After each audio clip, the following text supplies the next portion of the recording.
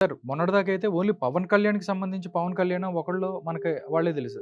మొన్న రీసెంట్‌గా చూసుకున్నట్టయితే 'ప్రకాష్ రాజ్' గారి ఫోటోస్ బయటకొచ్చాయి. దాంతో పాటు 'శ్రీయారెడ్డి' అవ్వచ్చు, లేకపోతే మిగతా వాళ్ళు చాలామంది ఉన్నారు.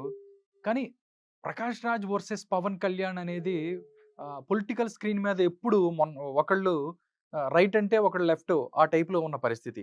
అంటే దానికి సంబంధించి ఇంపాక్ట్ కూడా అసలు చూడాలి ఏం జరుగుతుంది వీళ్ళిద్దరి మధ్య సీన్స్ ఆ టైప్‌లో ఏదైనా ఆసక్తికరంగా ఉండే అవకాశం ఉంటదా? ఆసక్తికరంగా అంటే అభిమానులు కొంత 'ప్రకాష్ రాజ్ ఎందుకున్నాడు ఈ సినిమాలో' అని మాట్లాడుతున్నారు గానీ, ఆ!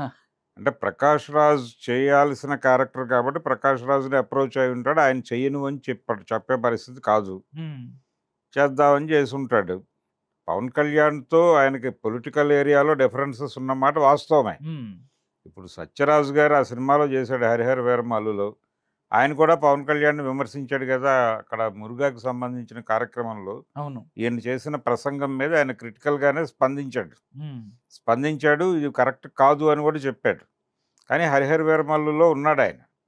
అలా 'ప్రకాష్ రాజ్' కూడా పొలిటికల్ ఏరియాలో పవన్ కళ్యాణ్‌తో ఆయనకుండే ఇబ్బందులు ఆయనకున్నాయి. ఓకే. అది ఓపెన్‌గానే మాట్లాడాడు.